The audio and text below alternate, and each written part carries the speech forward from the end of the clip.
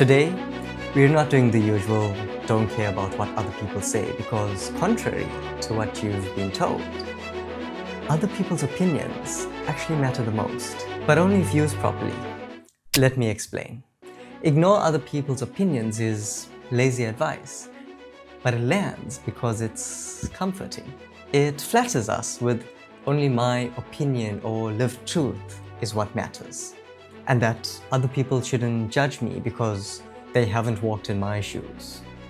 It provides us with that validation and reassurance. However, that's only arrogance, cowardice, and immaturity disguised as confidence and strength.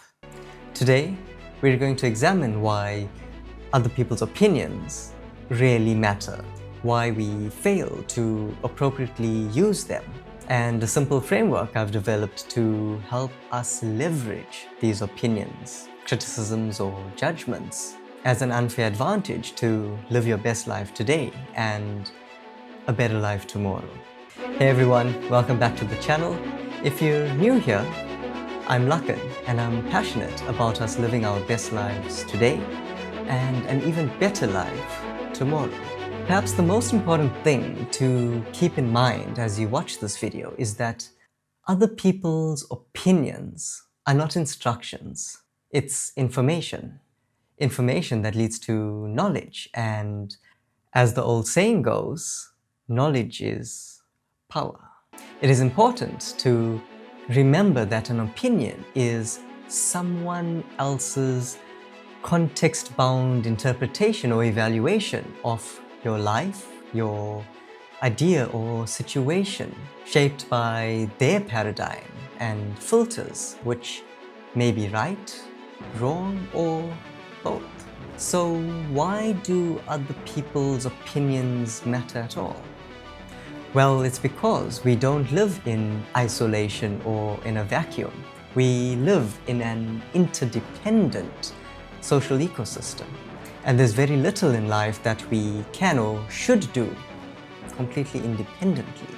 Therefore, these perspectives from others are like mirrors, maps, and possibly even guardrails that need to be considered. Mirrors that show us what we may be missing, maps that show us the best direction, and guardrails that reveal possible dangers. Psychology has identified over 10 different types of opinions, but these seem overly complicated for everyday application. I simply see them in these 4 buckets. Care-based opinions from people who genuinely care about us, like parents who may worry about your reputation or safety.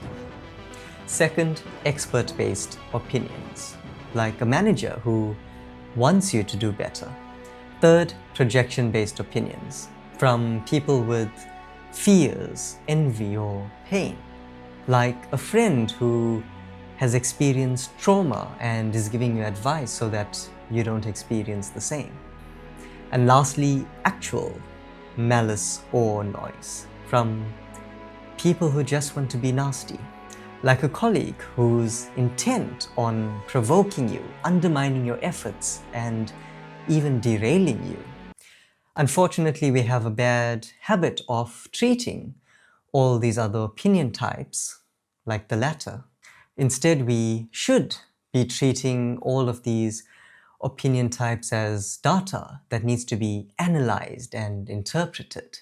But before we tackle how we can leverage these opinions for our benefit, I want to spend a few moments to unpack why we fail to appropriately respond to other people's opinions. There are various mechanisms, but all working under one main concept: FOPO, fear of other people's opinions. This concept was coined by high-performance psychologist Michael Gervais, which argues that FOPO may be the single greatest restrictor of human potential. In my experience, there are 2 main mechanisms that cause us to respond inappropriately to opinions. First, identity exposure. when another person shares an opinion about you that is revealing, an opinion that sees past the character you are trying to portray, often a character you created as a coping mechanism for deeper underlying insecurities. Thus, this can leave us feeling very exposed, and we'll often become very defensive or reactive, sometimes even aggressive in an attempt to redirect attention and regain a sense of control and authority. We've all seen this, someone who portrays an image of having it all together, but when challenged, that facade crumbles and they lash out with snarky comments and petty insults, mistaking defensiveness for dominance and revealing that they're in Delulu land. On the flip side, some of us have been conditioned for many years to be realistic, small and polite. Family or friends, often with love, sometimes with fear, broke our sense of what's possible.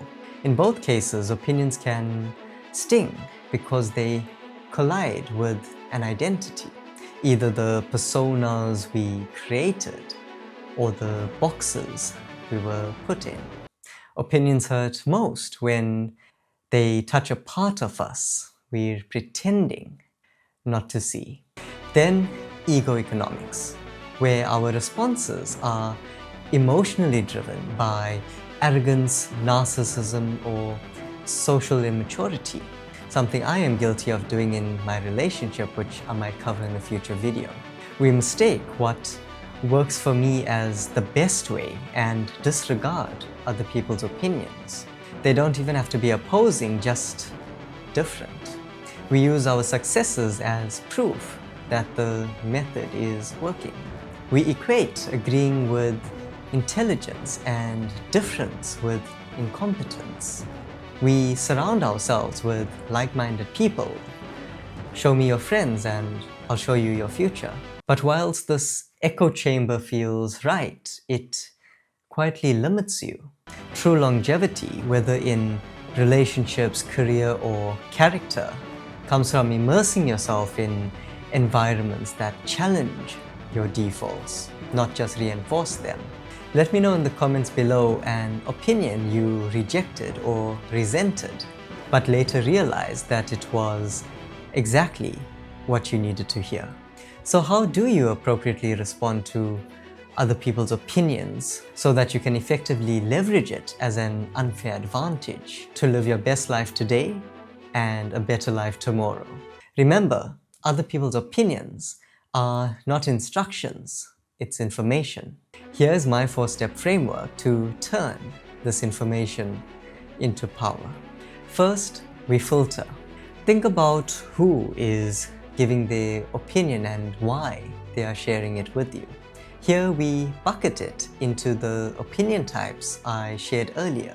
For example, your parents might be concerned with the friends you're hanging out with. That's a care-based opinion because they don't want you to be badly influenced and try to show you a mirror of what you may be overlooking. Second, we frame. Think about where the opinion is coming from. Here we try to understand the context, the paradigms and filters through which they are sharing their opinion.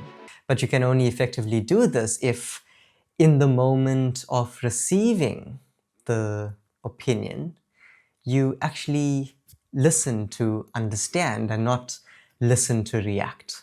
For example, your parent might be concerned about the friends you're hanging out with because they surrounded themselves with poor company when growing up, which resulted in them making poor choices. Also, if you have now confirmed that the opinion was shared with malice or noise, now's the time to chuck it out. Yes, we could have tossed it out after the first step.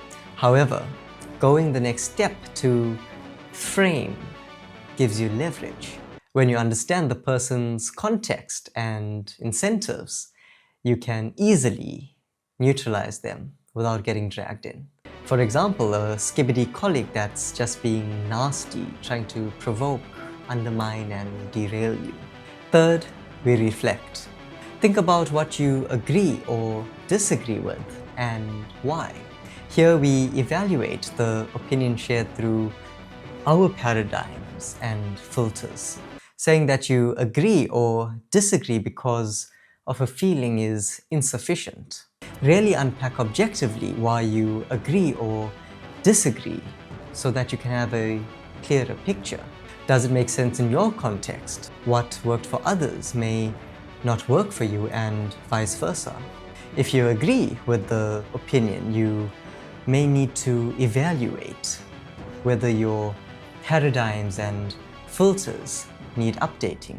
For example, you may agree with a leader's suggestion to be more strategic and less operational to further grow within the team. Or you may disagree with a friend's take on your romantic relationship, recognizing that their advice is shaped by unresolved personal trauma rather than your actual situation. Lastly, we decide. Choose which parts of the opinion you are going to take forward or leave behind. Here we use the knowledge we've gained in the previous steps to determine the best way forward. And maybe a little bonus tip: discuss. If the opinion was care or expertise based, have an honest conversation with the person who shared it. I have done this so many times, and some of the best relationships I've developed is because I did this, particularly in career and business. However, if you know that the conversation is going to turn verbally or physically abusive, skip it. So, what does this all mean? If you remember one thing, let it be this: other people's opinions are not instructions, it's information. Information that leads to knowledge, and knowledge is power when used well. Use the filter, frame, reflect, and decide framework I've developed to effectively leverage the opinions of others so that you can live your best life today and a better life tomorrow. Please leave a like and subscribe if you've enjoyed this content, and turn on your bell notification so that you do not miss out on any of my next uploads. We don't fear other people's opinions, and we don't worship them. We use them to our unfair advantage.